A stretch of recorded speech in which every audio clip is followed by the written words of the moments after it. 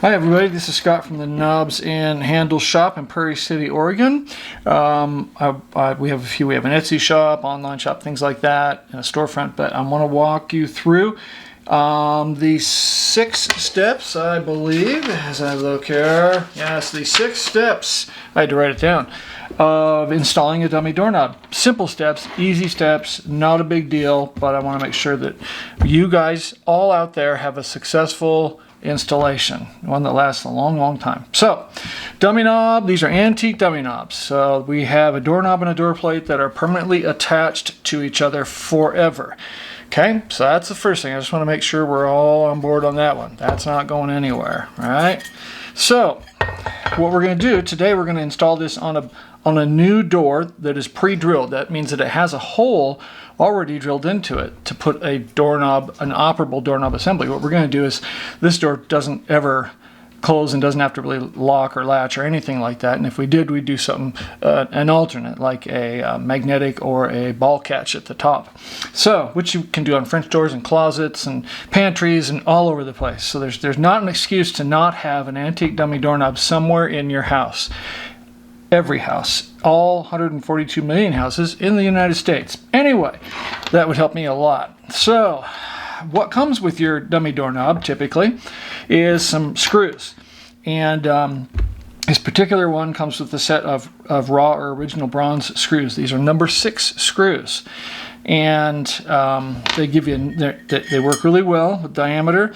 They're oval headed, so they fit here semi-flush, but they have a nice rounded finish to them. They don't catch on things, and they're nice and fat to get into that wood. What you need for this assembly, for tools. Okay, number 1 is you need a screwdriver. These are slotted screws. They will always be slotted screws. Antique American door hardware was not installed with Phillips screws. If you have a Phillips head screwdriver like that, then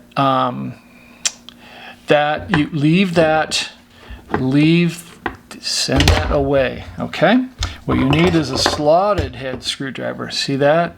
That is a slotted head screwdriver. Okay, that's what you need. The key is you want to have the right size because you don't want to tear up the head of your screw. So what you want to do is you want to make sure that it's deep enough that the screwdriver is not too fat where it won't go in full depth to the bottom of the slot, right?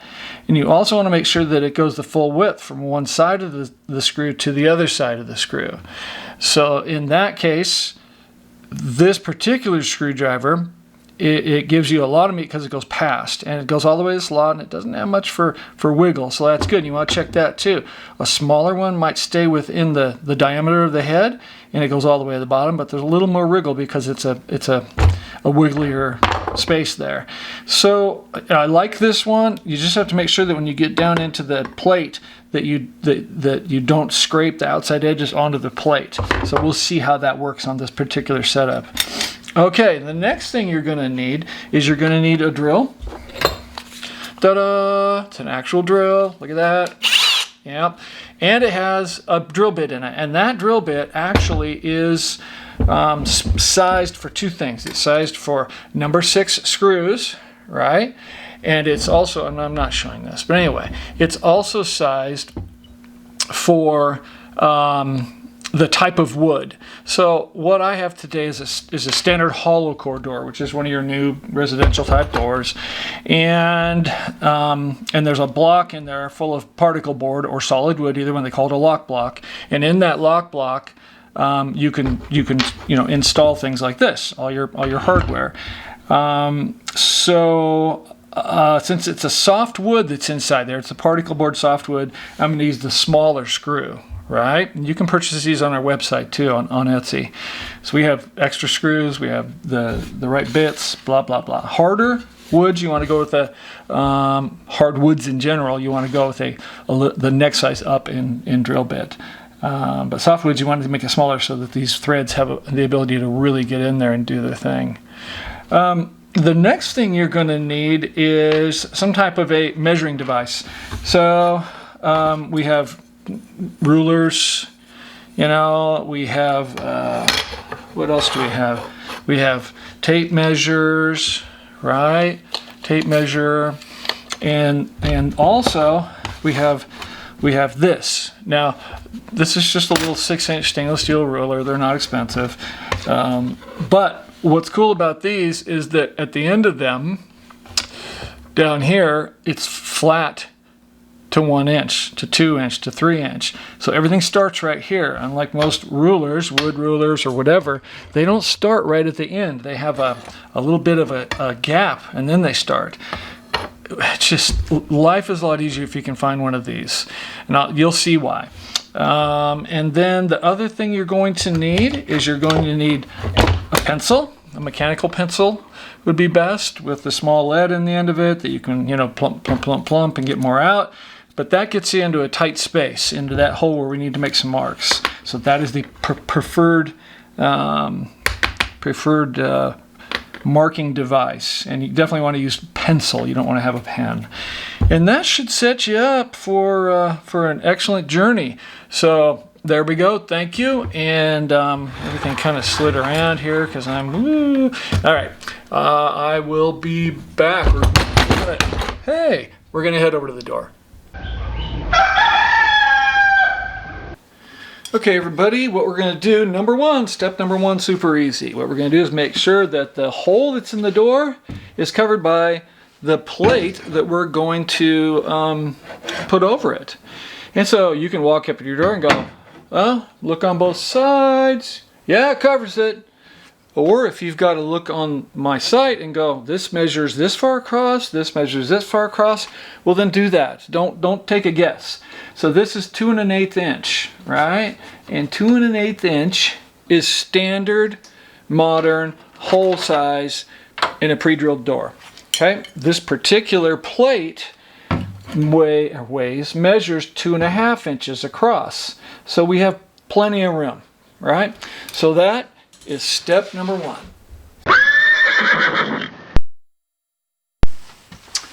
Alrighty, so step number 2 is, don't know exactly how to display this, but you have to mark where your door jamb is. This is your door jamb, this piece that goes in the middle, the door jambs against it, right? What you want to do is take your mechanical pencil and make a wee bit of a mark straight across from the surface. So I'm going to go like this, then I'm going to go like that, right? So that erases right off. So what that tells us is how far out this jamb impedes into the real estate that we have on the door, right? That real estate we need to put the knob on. So I want to make sure we don't have any big weird jambs. We're probably dealing with houses that might have weird stuff. So there you go, that's step number 2.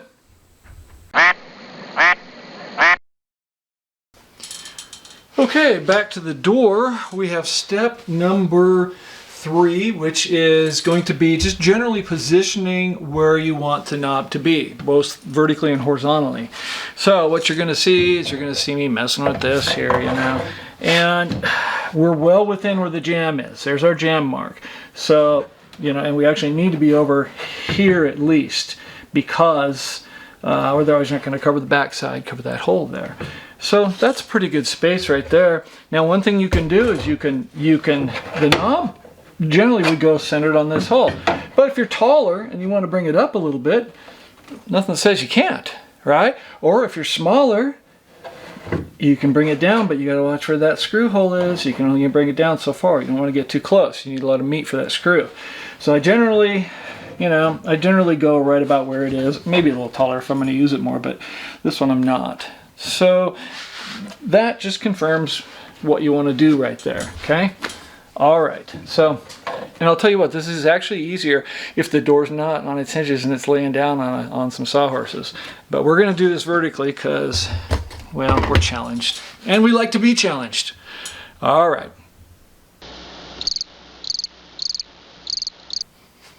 Oh, alrighty. Step 4 is going to be locating your holes, right? That means make a mark. So you want to watch for a few things. You want to make sure, this is a pretty clear door, but if we have a solid core door, you might have a knot down here, or you might have a knot over here that goes through like that. We want to try to stay away from knots if you can, because they are not a fun thing to put a screw into or through. And of course you want to pre-drill, which we're going to do anyway, but it's just as better if you can stay away from it. So if you need to position a little bit left and right, up and down, just do that. Okay, so what I'm going to do is I have a symmetrical plate. So that means that this door plate, the distance across here and the distance across here are the same. So essentially the top zone and bottom zone are identical. And so the way I do that at this point, and I'm going to try not to get in the way of the camera, but I kind of get myself centered where I want to have it. And you can do it on this because you can look through the keyhole screw and just drop it down and go like that. You can be magical and methodical about it and measure to the center, right? And then go half of the distance of what this plate is, you know what I'm saying, and go over to that spot and mark it here and here. That's legit, right? For those guys that love to do that, that's cool. The other way you can do it is you can go, okay, well, you could say the center is where the screw hole is on this one, because it doesn't have 4. This one doesn't have 4, it has 2. Much simpler to install, but generally not as robust. I like to have 4 screws, you know, but that's okay. You know, this is a nice solid cast bronze piece. So so anyway, you know, figure out where you want to do that, and you know, mark your holes. I'm easy here. You know what? This is just a door in the shop. It's not a big deal.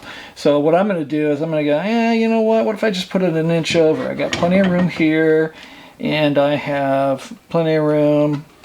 You know, and a matter of fact, I'm going to take this. I'm going to put it right about there. There's a lot of right about going on right now. But like I said, I'm not as finicky. If this were in my house, I'd be more finicky about it. So what I'm setting it up is I'm going to the edge and I'm going an inch, and I'm just going back and forth and back and forth until I'm where I want to be, right? So that's where I want to be. Now what I do with the pencil is I'm going to go straight at it. I'm going to make a circle that is the whole hole. I just moved it a little bit, which is, you want to grab this and grip it, okay? Grab it and grip it right against the back of the door. So there, I made 2 holes, or 2, let's see here, good. Okay, if you can see, there's a hole, there's a hole. Nice, huh?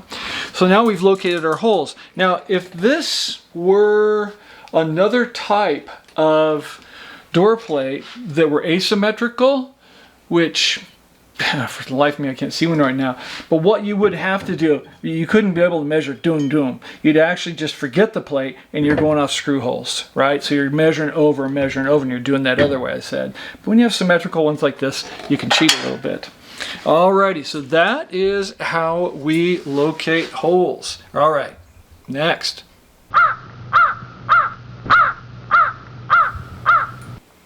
Okay, so we're going to number 5. Number 5 is drill holes. Now, before we drill holes, we need to know a couple of things. We need to know, 1, how deep do we need to be able to drill that hole? So what I do is I take the plate, I have the screw that I'm using, take my handy dandy ruler, I hold it up to there, and that is about 3/4 of an inch of depth that it's going to go into the wood. Remember, the plate always takes up some of that space, right? So what I'm going to do is I'm going to go in a 1/2 inch. That gives that last 1/4 inch the ability to get just fresh wood. Now if it gets too tight, especially on some hardwoods, or if you're running into just some tight area in there, you can pull the screw out and go in a little bit more, maybe another 1/8 of an inch. But yeah, so I should be able to go in a 1/2 inch, and it'll be a little bit snuggy at the end, but that's all right. We want some snugness going on. So then what we do is we take this, and what I will show you is a fancy dancy trick. Hopefully you can see this.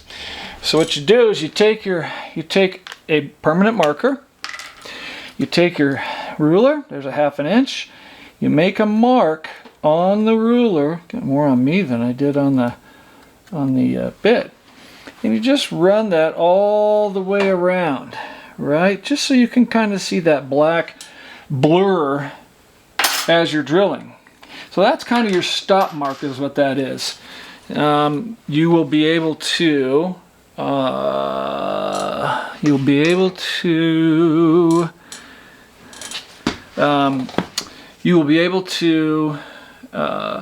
see where that is when you're burning that hole in there. Okay, I'm back. So one of the things that I dropped along the way is when I drill a hole in wood, I like to be able to have that drill go right in. So I will make a little bit of a hole right in the middle of that little hole right there. You want to make sure to get it right. You get one shot at this, right? So I just grab something that has a little bit of a point, and I hold it up there, and I hammer myself a little hole. That way the drill bit is going to be happier. Alrighty, so I'll set the tip on that. We'll go in here, make sure it's straight.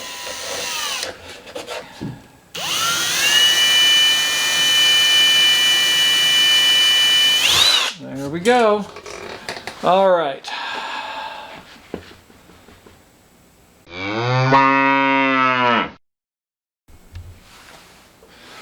Okay, so now we have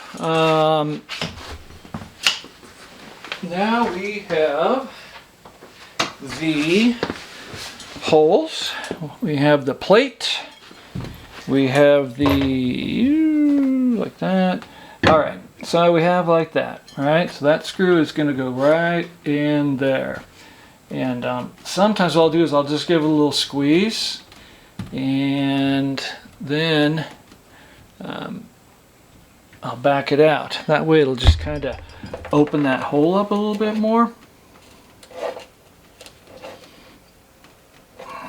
Like that. All right, then what I do is I grab something to lubricate the screw with. It always helps. It never hurts. So what you do is, this is just some WD-40. See, super easy. You put just a little touch on there, right? Okay. And I actually have two of these, so I'm going to put both of these in there, and I rub them back and forth. I pull them out, and then I dry them off. Just a bit, just so they're not wet, but they're coated, right? It's a good thing about WD-40, it coats everything. All right, and then what we do is I always start at the top, and what I do is I place that on there, right? And I hold that up there, push that door. And you want to be really careful not to let your slotted screwdriver come, jump out of the slot, because what can happen is if that drops out of the slot, it flips over and just makes a big old gouge either on your door plate or into your door. So you're not pushing super hard either. You are you're just slowly threading it. This is not a it's not a race, right? The other part of it is that it's not never ever use a drill or an electric screwdriver, okay, ever, to install antique hardware. The reason is that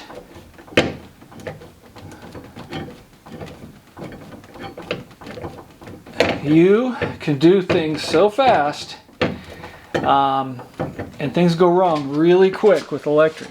With your hand, you can feel it. You can feel what's going on. You know that it's you know what's happening inside. You feel if it gets harder. Sometimes with electric ones, you can go too far and then you break the head of the screw off, and then that's not good. Sometimes what happens is that you actually the bit actually peels up the screw and bends it and shreds it at the head, so the slot's all messed up. What can also happen is that I will show you there it is. If this is going like this, I've had people call me up because the chuck, because it went in, the chuck goes whoop, and it grinds against the top of the knob. And then you look at the knob and you're like, crunch, and it's all ripped up. Hey, do you have another one? They call me and say. And I go, no, what'd you do? Well, didn't read the directions. So here we go. So one of the things you want to do is when you install this the first time, tighten your screws just snug, not hard, just snug, right? So you don't have any wobble or whatever in it. So the reason is because over time humidity changes and wood changes, and it's a brand new installation, so the wood's going to get settled into it. So come back about 30 days later and turn that a little bit more, maybe 1/8 of a turn. You'll feel it, just a little bit more to kind of cinch it in a little bit more, and check it once a year after that. It's not really a big deal at that point. You should be fine, but you will want to, occasionally put a little oil on your plates, no matter if they're cast iron or cast bronze, whatever they are. It doesn't hurt them. You can just use, again, WD-40, just put some paper towel and just put a little oil around. And if it's a cast iron knob, a lot of people get worried about them, but if it's actually used, the skin oils from your fingers and hands are applied every time you use it, so it is not a big deal. So that's pretty much that. There's one last thing we need to do. Is we'll go back over here and we'll take our little eraser and we will erase the line that we put in, okay? Or on if it's painted or whatever, it doesn't matter. All right, and that's all it takes to installing an antique dummy doorknob. So they're quick steps, but there's some important steps. Lubricating your screws helps. Pre-drilling your holes is mandatory, okay? But don't go too far. Like I showed you, go in part way with that hole. Measure what you've got for how much meat available. All of these come with 1-inch screws, depth-wise, but you're going to lose an 1/8 inch or more because of the depth of the plate. So if you need longer screws, let's say it's a really deep plate, or you just feel it's a really soft or old door, don't be afraid to put like 1.25 inch screw in there. Now here's the other thing. So a lot of people will buy a pair of them. They'll put one on this side and one on the back side. So what you want to do, this is really simple, but sometimes people get freaked out, and French doors are super common with this because you have 2 and 2, right? So you always have an opposing and you have double opposing. So what you do with those is, let's say you had French doors. You move these over this hole. When you get it all measured, go over 1/16 of an inch, right? And what I would do is go 1/16 inch in, and if it's French, go 1/16 of an inch in, so they look the same distance, face on. And then on the back side, what you do, I'm going to pretend this is the back side now. You take, when you go to mount the back side one, you take that and go 1/16 of an inch in. So what you have is you've gone 1/16 this way on one side, 1/16 this way on the other. And so the screws actually are going to be on center 1/8 of an inch apart from each other. And so they'll pass each other like strangers in the night inside that door. That way you can actually use longer screws. A lot of people are panicking and going, well, the door is only this thick, so I can only go halfway because the screws will hit each other, and that's like 1/2 inch of a screw. I'm not sure that's going to be enough. And I would say, no, I wouldn't do that. I would say, use the bypass method. There you go. You're all set to go. And you can't tell if you're on one side of the door and then you run around the other side that they're this way. If they were this way, you know what I'm saying? I wouldn't do that. I wouldn't bypass them vertically, bypass them horizontally. Then nobody will ever know, only you. And you'll sit there and fret about it in the night thinking that somebody will, but nobody will. It'll be you. So Scott at Knobs and Handles PC.com. That's PC is for Prairie City, Oregon. I have a storefront there, and we have the workshop, which is what we're in right here, right now, which is where all the dirty stuff happens. And so thank you. If you have any questions, you shoot us an email, and you can get our contact info on the www.knobsandhandlespc.com website and check it out because there's some cool stuff on there and lots of helpful information. All right, take care. Bye.